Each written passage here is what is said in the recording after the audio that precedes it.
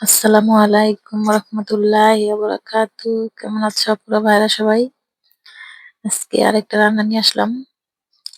একদম খুব সহজ ভাবে মাছের ঝোল, কার্পু মাছের ঝোল করব।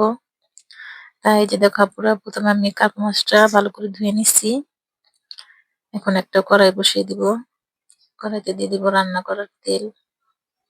তেলটা গরম হয়ে আসলে এখানে পেঁয়াজ কুচি করে রাখছি। বিসমিল্লাহির রহমানির রহিম। পেঁয়াজটা একটু লাল লাল করে ভেজে নিব। ভেজা পুরা তা পেঁয়াজটা ভাজা হোক, আমি এদিকে মাছটা রেডি করে নিই। আজকে আমি মাছ কিন্তু ভাজবো না, কাঁচা মাছ কষাবো। এই যে দেখো, দিয়ে দিলাম অল্প একটু আদা রসুন বাটা, লবণ স্বাদ মতো, আর লাগবে হলুদের ফাঁকি, মরিচের ফাঁকি, ঝাল যার যার পছন্দ মতো। দিয়ে দেবো ধনিয়ার ফাঁকি। নর্মালি এই মশলাগুলাই, আর কিছু দিব না। তা কার্পু মাছটা মানে তাজা ছিল, অনেকটা ভালো মাছ। এ কারণে বলছি যে আজকে ভাজবো না, এইভাবে কষাবো। আমার শাশুড়ি এইভাবে কষাতো। আমরা তাজা মাছ আনলে এভাবে রান্না করি বেশি। দেখো পুরো আমি দিয়ে দিলাম। এখন একটু মশলাটা মিশিয়ে নিয়ে অল্প একটু পানি দিব মাছটা কষানোর জন্য। একটু সময় নিয়ে কষিয়ে নিতে হবে। অনেকে বলতে পারো যে আগে মশলাটা কষাইলো না কেন?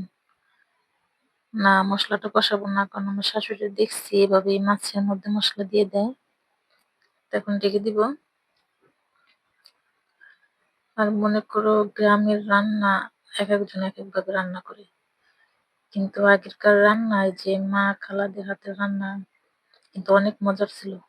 তারা কিন্তু এত ভাজতো না, বেশি মশলাও দিত না, তারপর অনেক ভালো লাগতো তাদের হাতের রান্না। তা আমি একটু পর মাছটা লাড়া দিয়ে দিব।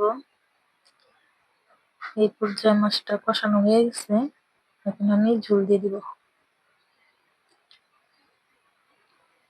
যা পুরো ঝোল দিয়ে দিলাম। এখন ভালো করে একটু লাড়া দিয়ে ঢেকে দিব। কয়েকটা কাঁচামরিচ কেটে রাখছি, কাঁচামরিচটাও দিয়ে দিব। এই যে দিয়ে দিলাম, এখন ঢেকে দিব বলক আসুক। তা মাছ ভেজে রান্না করলে মাছের যে একটা নিজস্ব ঘ্রাণ, এটা থাকে না। তারপরে বলক চলে আসছে। এভাবে তাজা মাছ যদি হয়, এভাবে রান্না করে খেয়ে দেখবো, অনেক ভালো লাগে। তাজা বলতে তো বুঝোই, আমি দেখছি মাছটা মানে লাফাইতেছে এরকম, মানে তাজা, এত তাজা ছিল। এইমাত্র এত ধরে আনছি, ওখান থেকে কিনে নিচ্ছি আর কি। রান্নাটা হয়ে গেছে, এখন একটা বাটিতে বেরিয়ে নিলাম। দেখো আপুরা, মানে কালারটা মাশাআল্লাহ খুব সুন্দর হয়েছে। তা তোমরা এইভাবে রান্না করে খেয়ে দেখবা, অনেক ভালো লাগে।